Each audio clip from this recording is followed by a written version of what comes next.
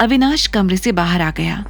उसने घबराई हुई आवाज में पूछा, ये आवाज तो जानी पहचानी सी लग रही है। कहां से आ रही है ये आवाज? सर, इस कमरे से।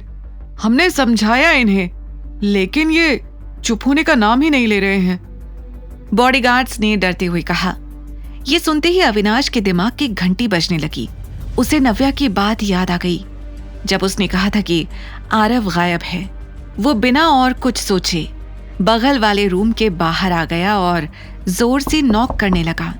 दरवाजा खोलो, कौन है अंदर? अविनाश ने गुस्से से चिल्लाते हुए कहा। उसके चेहरे पर अब आरव के लिए फिक्र साफ दिखाई दे रही थी। अंदर जो आदमी थे उन्होंने फिर से झांक कर देखा। इस बार अविनाश को सामने देखकर उन्हें समझ आ गया कि ये कोई छोटा मोटा आदमी नहीं है। डर के कारण उन लोगों ने दरवाजे को अंदर से पकड़ लिया। वो किसी भी कीमत पर दरवाजा खुलने नहीं देना चाहते थे। बाहर अविनाश के सब्र का बांध अब टूटता जा रहा था। दरवाजा खोलो डैम इट! उसने एक आखिरी बार जोर से चिल्लाकर कहा। लेकिन जब उसके बाद भी दरवाजा नहीं खुला तो वो 3 कदम पीछे गया और जोर से अपना पैर दरवाजे पर दे मारा। एक ही बार में दरवाजा अंदर तक खुल गया और उसके पीछे खड़े आदमी पीछे तक गिर गए। अविनाश के दरवाजा तोड़ते ही उसके बॉडीगार्ड्स तन तनाते हुए अंदर आ गए और तभी उसने देखा कि सामने के सोफे पर आरव अपनी कमर पर हाथ रखे हुए खड़ा था। उसने हाफ पैंट्स और एक कैजुअल टी शर्ट पहनी हुई थी। उसके बाल बिखरे थे और चेहरे पर उन गुंडों के लिए गुस्सा था। जैसे ही उसने अविनाश को देखा, खुशी से चिल्ला पड़ा, पापा, आप आ गए। आरव को देखकर अविनाश का दिल पसीज गया था। यहाँ इन गुंडों के बीच, इसका मतलब है कि नव्या सही कह रही थी। उसे सच में मेरी हेल्प चाहिए थी और मैं उसे गलत समझता रहा। वो आरव का सर सहलाते हुए सोच रहा था। आरव, ये सब हुआ कैसे? तुम यहाँ क्या कर रहे हो इन लोगों के साथ? कौन है ये लोग? अविनाश ने उन गुंडों की तरफ इशारा करते हुए आरव से पूछा। वो ईविल आंटी ने ये सब कुछ किया, आरव ने सैड फेस बनाते हुए कहा। वो भले ही अपनी तरफ से उन गुंडों से लड़ रहा था, उन्हें मार रहा था, लेकिन अंदर से वो भी बहुत डरा हुआ था। अविनाश को देखते ही उसकी जान में जान आ गई थी। Evil aunty? हाँ, कनिका मौसी ने मुझे यहाँ इन लोगों के साथ छोड़ा है। मैंने उनसे कितना कहा था कि मुझे यहाँ नहीं रहना, मुझे मम्मा के पास जाना है, लेकिन उन्होंने नहीं सुना। बस मुझे यहाँ इन लोगों के साथ छोड़ दिया। आई हेट हर, वो बहुत बुरी हैं, आरव ने गुस्से में कहा।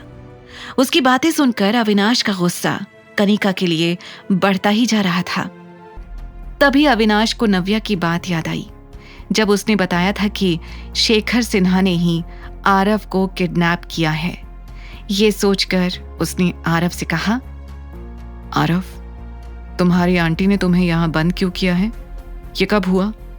कल पार्टी में तो तुम अपनी मम्मा के साथ ही थे।